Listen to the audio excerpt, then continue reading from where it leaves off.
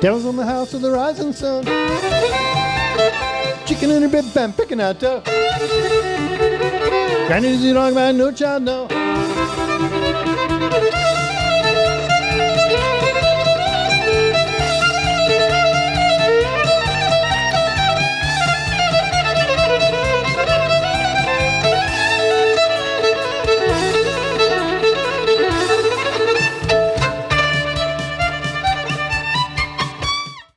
Good morning. All right. Previously on Spirit Happens, we talked about being truly seen with the practice of I see you and answering. Anybody? No. So you weren't listening. I am here. That's right. Okay. We looked at joy and happiness, and we ended with Charlie Brown contemplating the dangers of happiness. And so now, Spirit Happens, part 2. What would Snoopy do? All right, so that sounds like a great title. It's fun and it's easy. No, it wasn't.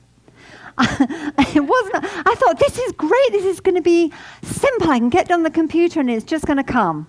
Nada. So I've had to explore deeply the concepts of happiness and joy to get to the Snoopy bits. I even bought a book. The Gospel of Peanuts, nothing. Cute cartoons, but nothing that I could use. It was a little heavy. So I'm still blank. How am I going to pull this off? So I began thinking about what Snoopy does for me and how God ties it all together. So I've used this cartoon before. Can you show the first one? So this is Charlie Brown, and is that Peppermint Patty? Okay, can you see? All right, so this is my depressed stance. When you're depressed, it makes a lot of difference how you stand. The worst thing you can do is straighten up and hold your head high, because that's when you start to feel better. If you get to stand like this, you can't get any joy out of being depressed. So you've got to stand like this to be depressed. You can't get any joy if you stand up straight, is what it's saying. So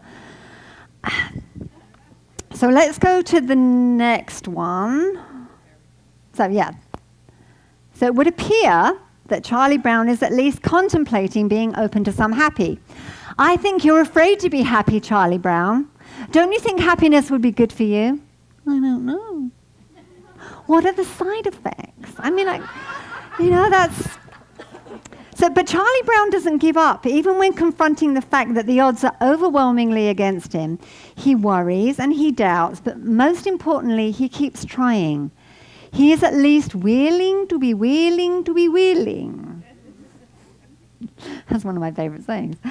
He remains loyal to his friends even when they don't treat him as nicely as they should. Think Lucy. She's mouthy. She is mouthy, and she tricks him with the ball. Every time she's got that ball there and he goes and kicks it, she takes the ball away.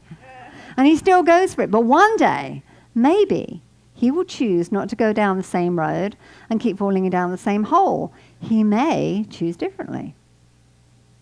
Who knows? So are there side effects to happiness? Yeah, of course there are.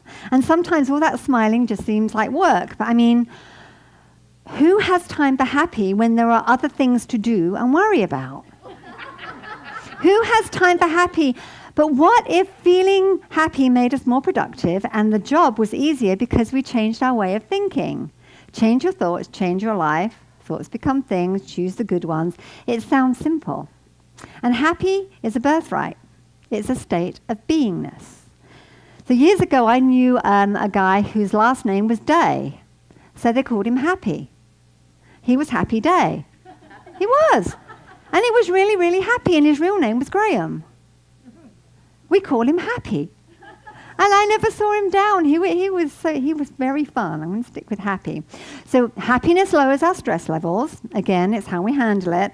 What one person can see as challenging and beneficial to someone else might be the end of the world. And I remember a friend telling me that she'd lost her job. So I launched into oh my gosh, that's fabulous. Now you'll be able to do all the things that you've been talking about.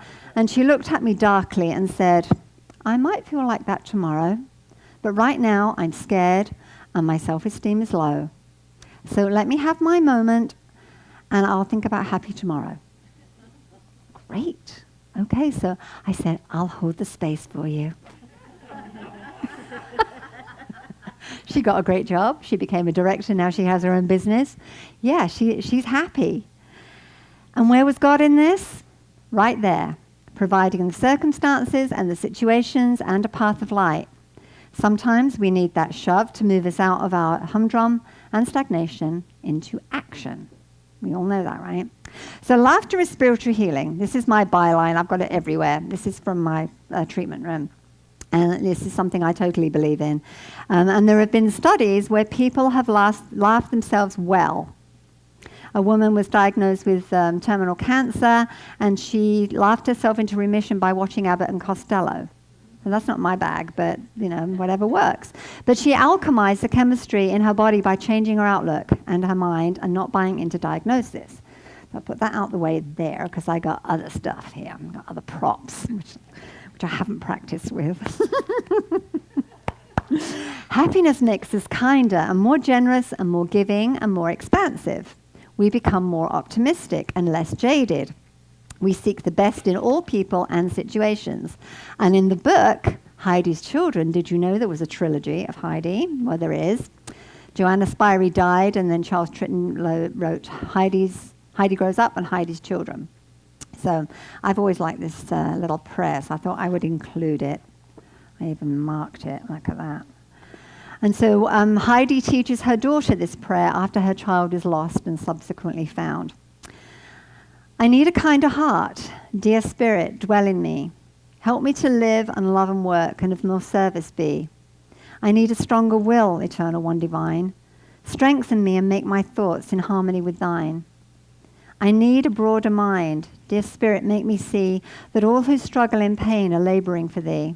It's a little fundamental, but I need a purer life. Dear Spirit from above, drop thy still dews of faith and peace and thy eternal love. So just to be kind with our thoughts is very, very healthy. So back to Snoopy, who incidentally turned 66 this week. Snoopy is a daydreamer. He used to be an ordinary beagle, if there is ever such a thing. But he's evolved into a dog that gets into adventures fueled only by his imagination. He can be Joe Cool one day, and the Red Baron the next. And he could also bring joy to the world with his happy dance. And we could all be doing the happy dance. So, oh look, he's doing the happy dance. That's Flash Beagle. That was a different one from the one you usually see with him being the happy dance. So this is where my props come in. So I'll try and get them in order now. So Snoopy bursts into the happy dance because it's spring, because it's summer, because it's autumn or winter. Even if his kennel is covered in snow, he can still find a reason to feel some joy. So would your mood be lifted if you just danced like no one was watching? Cue vacuum cleaner. It's all you have to do. We got to shake and vac and put the freshness back. Do the shake and vac and put the freshness back. Do you remember that? Do you have that commercial over here? I haven't. All right. I could have danced all night, I could have danced all night, and still have begged for more. That one. And then I got whistle while you work. La la la la la la la, just whistle while you work. Is that from Snow White? Okay, good. All right, so got the props out the way. All right, so we've showed the happy dance. So Snoopy is philosophical, but he's also a dog. I don't know why all my talks always come back to dog, because it's God backwards. Okay. All right, just making sure you know that. His one fear is that he might be sent back to the Daisy Hill Puppy Farm, where he was born. He is probably the antithesis of Charlie Brown. Charlie Brown has some deep thoughts, but can't quite get over the edge of dour expectations, and he can't quite fall into happy. Snoopy just goes for it, but he's always there for Charlie Brown in the quiet moments. He does what dogs do best, with faith and trust and unconditional love. So what about Woodstock? He doesn't fly very well, but he does try. And he does dream. And he's got a few disadvantages, but he doesn't bother him much. Like Piglet with Pooh, he goes along. He just follows along. Now, Woodstock's bird talk is only understood by Snoopy. Those little lines that he speaks in. And there's something very profound there. If you've got one BFF who accepts you for everything that you are, that's all you really need. That's incredibly special. So can you show Snoopy in the leads? See? Woodstock and Snoopy, sorry. Shake on back. Can you show Pigpen, please? Pigpen. Just be yourself. And he's happy in his mess. Look at that face. He's not afraid to walk to his own beat. He doesn't really care what others think of him. And he cleans up every so often, but then they don't know who he is. He's genuine and he's a free thinker. And even with his dirt, they find him lovable. So just think of the pure, unadulterated joy that a dog experiences when she discovers a mud puddle. Back to dogs again. My golden retriever had dreams of being a black Labrador. And then expected to be allowed in my car to shake. And who was I to steal someone's joy? When was the last time you took a running jump into a puddle? It's fun. It's what Snoopy would do, except he was in a posh dress, and I don't happen to have a puddle. I don't have a puddle. How can we live in a constant state of bliss? We can check in with ourselves every day. I intend to make every moment count. I ask God to be the whole, holy of my day. I am holy, holy, holy. Remember that song? Yeah? Okay, good. I am whole. I surround myself in light. I ask for energetic protection. I know I have angels above and below, side to side, front to back. I know that when I'm sorry. I know. I know that my intuition and awareness kicks in when I am fully present with God. And it's a habit. I do cultivate it, and I fertilize it. And I ain't perfect, but I am play in progress. I hate vacuuming. I do. I don't like it at all. I don't like mopping either.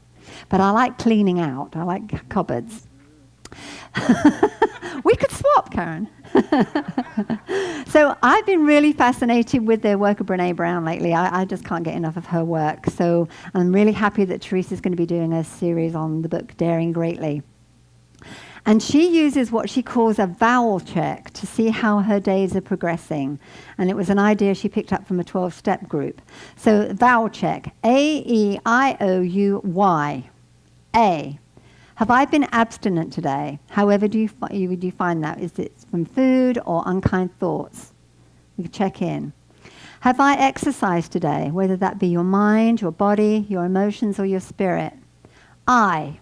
What have I done for myself today? Important self-care. From the greeting of the dawn on the beach. John does that pretty much every day with a cup of coffee.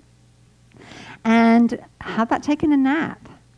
Just make sure that you're on your list of to-dos. Oh, what have I done for others today? Well, I've been here vacuuming. I'm going to shake it.